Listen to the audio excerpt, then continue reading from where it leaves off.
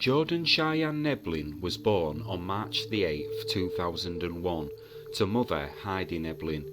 During her younger years, she grew up in the foster care system, but was later adopted along with her older sister by stepmother Mary Tucker. Those who knew her described her as charismatic and someone who didn't have many enemies. She would occasionally get into little fights with somebody, but the next week they would be friends again. People couldn't stay mad at her, and everybody wanted to be her friend. Despite having somewhat a settled environment, Jorden did have a history of drug abuse as a teenager, and by the age of 17, Jorden was in a relationship with a man named Tyler Wilkins. The pair briefly lived together, but the relationship was a troubled one, involving domestic abuse, and after 2 years together, the couple split up. Come October 2020, Nebling appeared to be turning her life around, and was on her way to becoming a responsible adult. She had just got a job which she was excited about starting, and was no longer doing drugs. Her stepmother Mary Tucker said she was happy at this moment in her life. Jorden was currently living with her biological mother, but Tucker and Nebling had been texting back and forth. Nebling hadn't been allowed at Tucker's house when she had been using, but because she was clean and had a job lined up, she was looking forward to going to her stepmother's house to celebrate her little brother's birthday. On October the 9th, 2020, Jorden and a man she'd recently started seeing borrowed a car. The plan was to drive from Travelers Rest, South Carolina, to see friends in Cowpens. The man she travelled down with left Cowpens with a friend the same day, while Nebling stayed behind. She planned to drive herself back to Travelers Rest the next day. The next morning, Jorden left Cowpens, but as she drove home, the car she was travelling in broke down. The car stopped in front of a house near the old White House Road extension in Travelers Rest. A person living in the house where her car broke down became concerned and went out to speak with Nebling. However, she said someone was coming to pick her up, and someone did. The witness then saw someone pick up Nebling that afternoon. It would be the last time anyone would see Jorden Nebling again. Jorden was close to her sister, and when 2 weeks went past and she hadn't heard from her, she became concerned. She decided first of all to contact their stepmother Mary Tucker for help. Tucker advised her that she needed to speak to her biological mum first. Nebling had been staying with her mother at the time. She apparently thought that Nebling had just run off and would come back, so hadn't reported her missing. Shortly after this, the stepmother Mary Tucker, unhappy with this, reported her missing to the Greenville County Sheriff's Office herself. The delay was just over 3 weeks.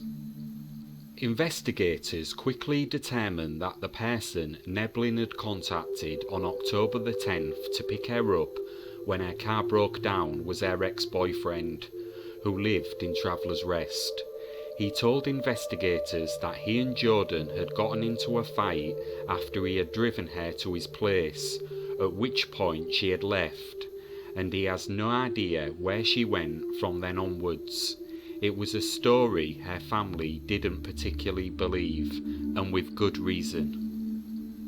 Less than 1 year later, on October the 26th, 2021, Wilkins was arrested and charged with manufacturing drugs and receiving stolen property.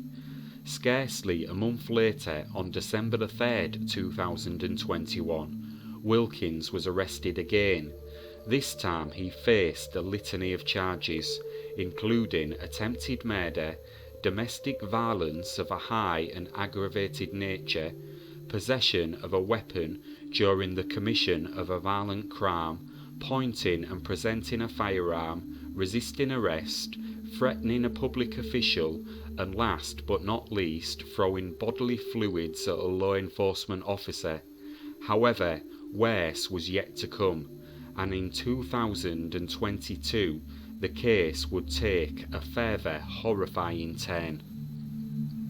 At around 8:34 p.m. on the evening of November the 9th, 2022, police entered a home on Sawmill Road, a little over a mile southwest of Slater, Marietta, South Carolina.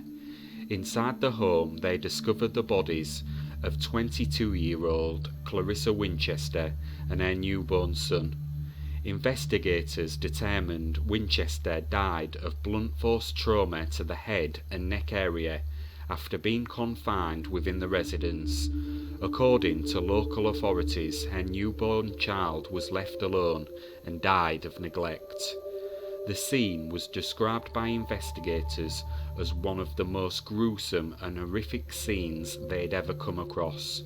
It wouldn't take long for the police to arrest Clarissa's boyfriend and the child's father, 22-year-old Tyler Wilkins, also the prime suspect in Jorden Nebling's disappearance.